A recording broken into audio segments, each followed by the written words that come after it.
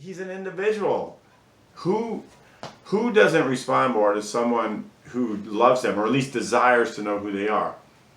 And who is more worthy of wanting to be known than the one who created you?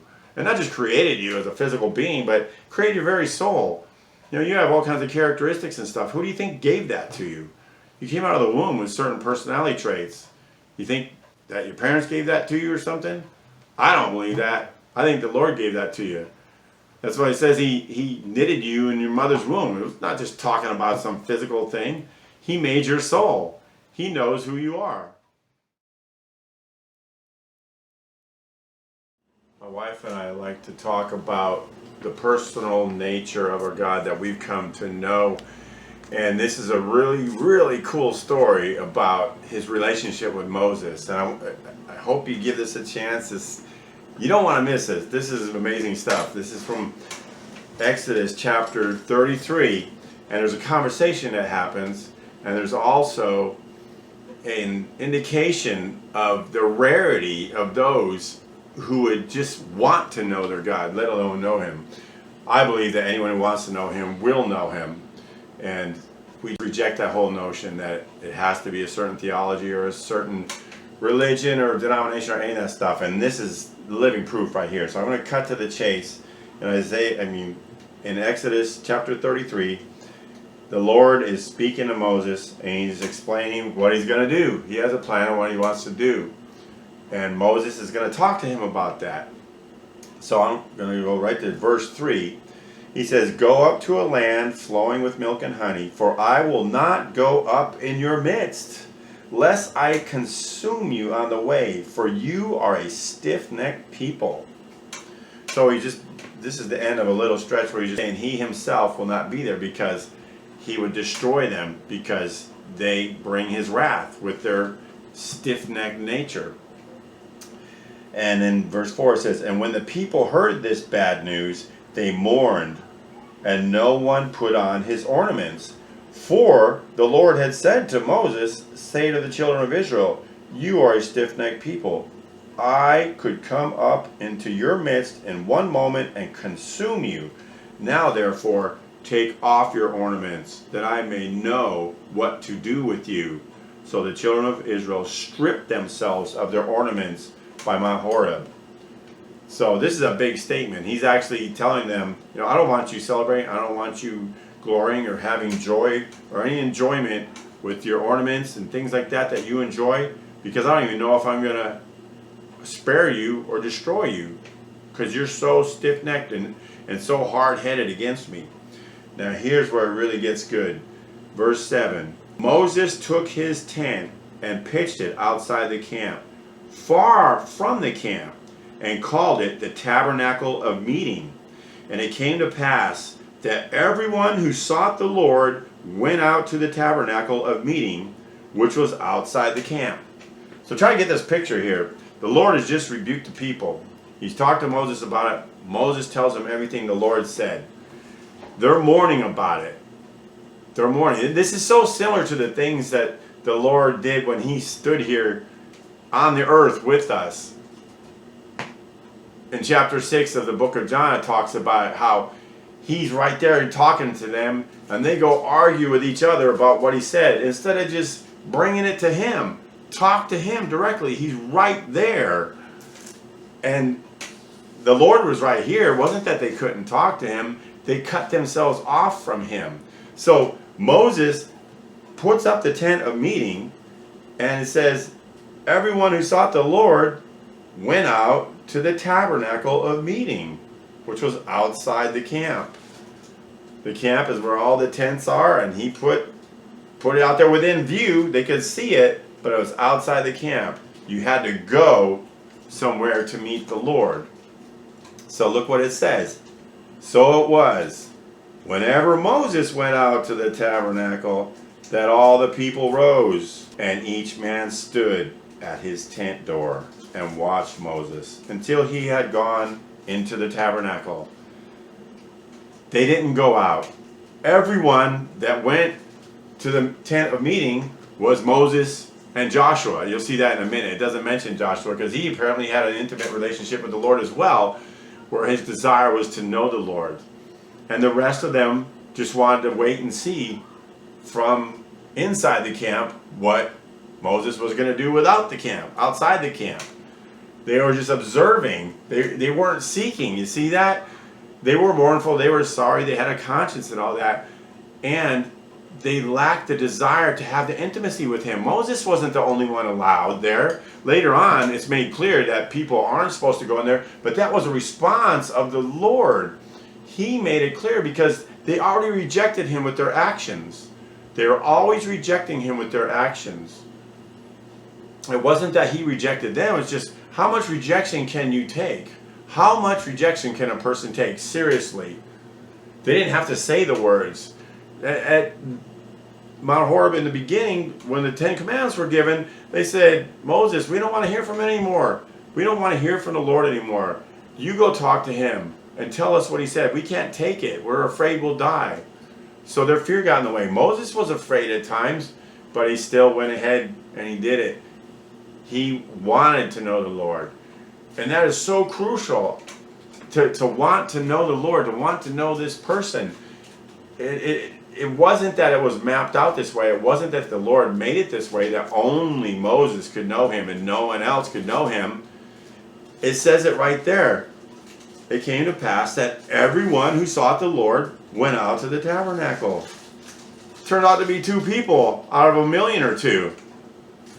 That's what it turned out to be.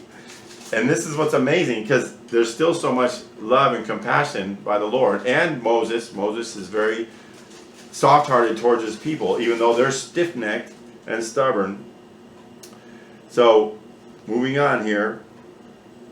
Verse 9, and it came to pass, when Moses entered the tabernacle, that the pillar of cloud descended and stood at the door of the tabernacle, and the Lord talked with Moses. They could have had that. I believe they could have had that. Anyone could have had that if they wanted to. He erected it. He called it the tent of meeting. That's what it says. Moses called it the tent of meeting. It's the tent of meeting. It wasn't the tent of meeting for me only, or me and Aaron only, or me, Joshua, and Aaron only. It was the tent of meeting. He erected it. And it was there. And they decided to stand in their tent doors and just observe from a distance safely. I understand it's intimidating. I've been intimidated by the Lord. I'm not saying it's evil somehow. It's just, don't miss that opportunity. You have an opportunity in life. Moses grabbed it up. He took advantage of it. Joshua did. There's people that do, and it seems like there's so many that don't, and you don't want to waste that. You don't want to waste the opportunity. Even if it's awkward and goofy and whatever, it doesn't matter. Go ahead and reach for the Lord. Find out who he is. Verse 10. All the people saw the pillar of cloud standing at the tabernacle door, and all the people rose and worshipped, each man in his tent door. And this I just kind of see as a picture of religion, because that's what we do in religion. We stand at a safe distance from God and we worship. Oh yeah, we worship, man. We really let it rip. We let everyone know. Anyone's around us can see us or hear us. They know we're worshiping. And we're about 1,000,000 miles away from the Lord, because it's not about all that. It's about intimacy. It's about drawing near to him and knowing him and hearing him and knowing he hears you. It's not about this boisterous worship and all that. I'm not saying they're insincere or anything. I'm just saying they're missing a point. They're missing something. Moses erected the tent of meeting, and he says, there for anyone who wants to meet the Lord. So he's not going to beat it over their heads, and the Lord's not going to beat it over your head. If you don't want the Lord, he's not going to force himself on you. I know I'm getting repetitive here, but you really got to see this. He is no respecter of persons. It wasn't that he loved Moses more, he trusted Moses more. Anyone who wanted to know the Lord would know him. That's why I think Joshua isn't really mentioned a lot, because he had his own intimacy, and it wasn't going to be focusing. That is, the Bible wasn't going to be focusing on Joshua until the book of Joshua. But Joshua probably had a tremendous relationship with the Lord before then. He clearly did. And you'll see that later. I'll read up to that point. So the Lord spoke to Moses face to face, as a man speaks to his friend, and he would return to the camp. But his servant Joshua, the son of Nun, a young man, did not depart from the tabernacle. I said later, I guess it's right now. I thought it was a couple verses down. But Joshua didn't, because he wasn't tasked with the same thing Moses was. So he just wanted to stay there and be with the Lord. That's what he wanted to do, so that's what he did. It wasn't exclusive to him as far as rights. Everyone else had a right to do that. They wanted to stay in the camp. So Moses met with the Lord, talked with the Lord, and came back to the people and told the people what the Lord said. But I just think that's amazing when you see that, when you really see the opportunity. It was open to everyone. And who showed up? 2 people showed up. That's what showed up. You can know your Lord. His tabernacle is open to all right now. And he wants you to be his tabernacle.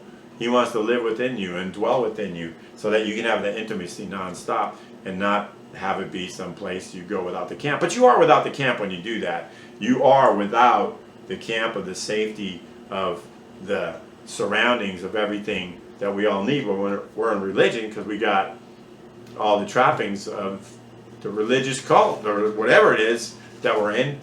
The other amens, the other backslaps, the other attaboys, the other you're right, I'm right, ain't I right, we're all right. You don't have any of that. You are outside when you trust in the Lord. It's almost a guarantee you'll be rejected by people. Verse 12, then Moses said to the Lord, see, you say to me, bring up this people, but you have not yet let me know whom you will send with me. Yet you have said, I know you by name, and you have also found grace in my sight. What I start off with is the amazing thing about this story is the Lord said, I'm not going up with you because I might destroy you. And now Moses says, I don't even know who I'm going up with. You say it's going to be some angel. How am I going to know that you know me by name and I have found grace in your sight unless you go with me? So verse 13, he goes on, now therefore I pray, if I have found grace in your sight, show me now your way, that I may know you, and that I may find grace in your sight. And consider that this nation is your people. So he's asking the Lord, consider that this nation actually is your people. And that's a bold thing to say, but that shows the friendship that he had with the Lord. He could say these things. It's almost like he's questioning the Lord as far as what he said.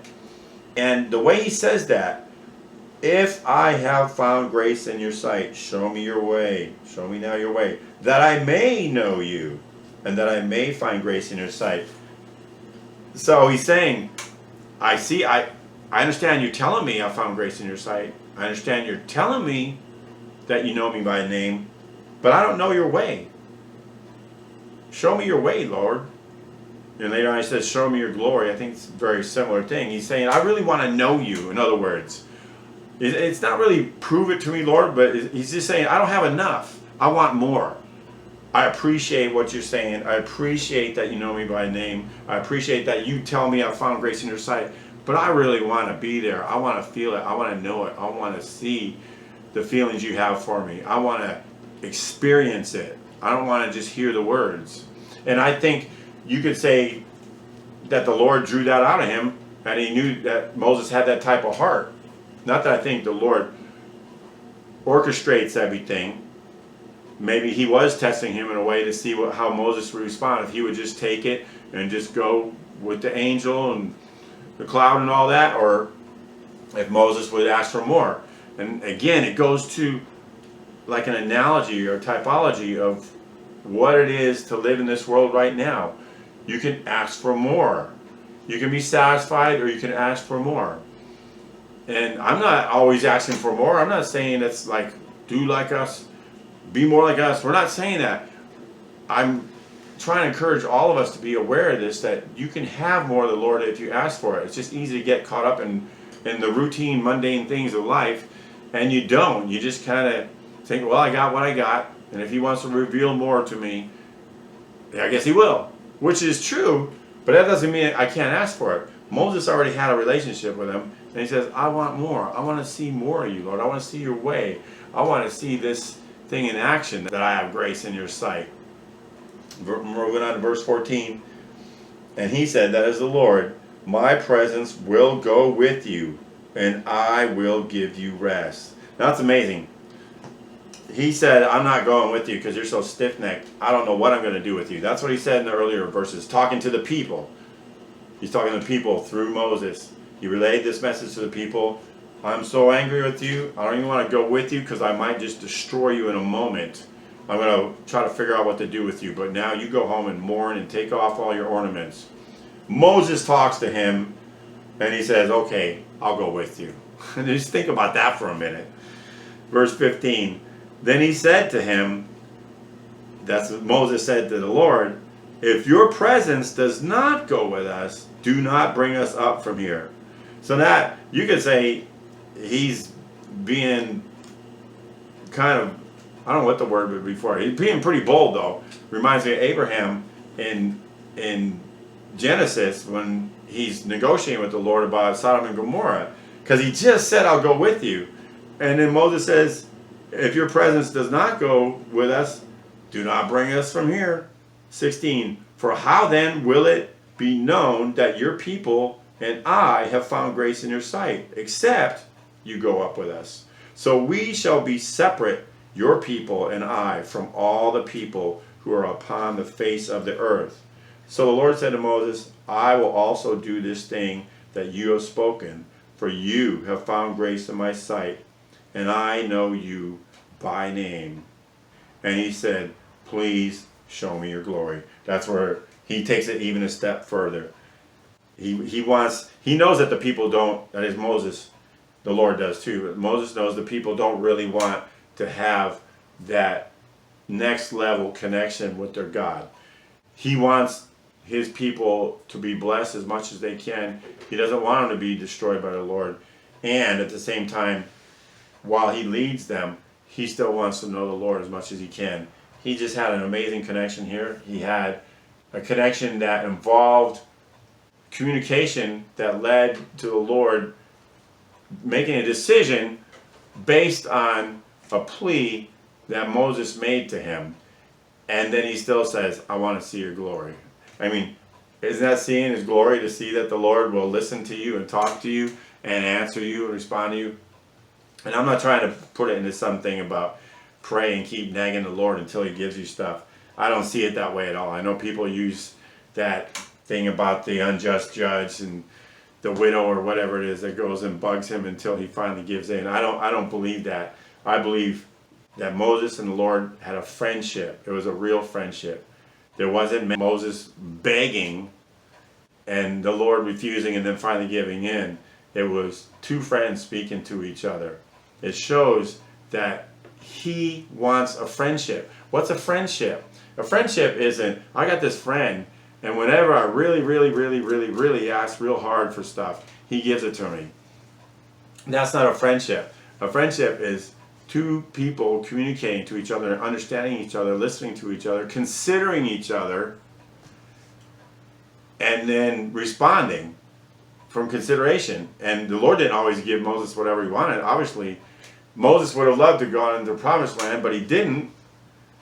The Lord is still his own person. He's going to make his own decisions because he wants to. But I think what he wants more than anything is to know someone that wants to know him. It's not a matter of love and hate. He loved the people. He didn't hate them, but he loved Moses so much. It was as though he hated them, because that's what he expresses about in the New Testament when he says, unless you hate your father and your mother and your family and all that stuff. He's talking about loving him in a way that's as though you hate others. Just like he says he loved Jacob, hated Esau. He didn't hate Esau. He just loved Jacob so much because Jacob wanted him. He loves all of us. He does. But he's an individual. Who doesn't respond more to someone who loves them, or at least desires to know who they are? And who is more worthy of wanting to be known than the one who created you? And not just created you as a physical being, but created your very soul. You know, you have all kinds of characteristics and stuff. Who do you think gave that to you? You came out of the womb with certain personality traits. You think that your parents gave that to you or something?